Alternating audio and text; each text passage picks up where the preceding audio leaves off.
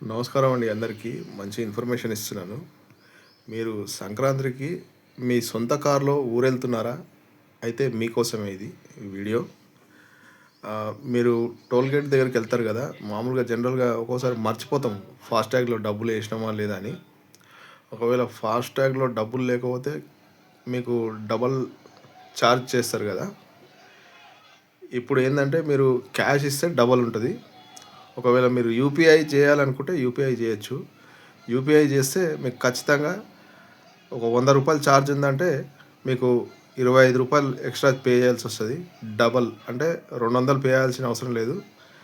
మీకు రూ. 125 యూపీఐ అయితే అలా పే చేయొచ్చు.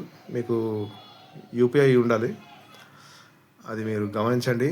యూపీఐ పేమెంట్ చేస్తారని చెప్పండి. వాళ్ళు ఖచ్చితంగా టోల్ సిబ్బంది మీ దగ్గర 200 ఛార్జ్ చేయరు. రూ. 125 ఛార్జ్ చేస్తారు. దయచేసి మీరందరూ ఈ వీడియో చూసిన వాళ్ళు ఎవరైతే తెలియని వాళ్ళు ఎవరు ఉంటే ఈ వీడియో పాజ్ చేయండి. Okay, thank you.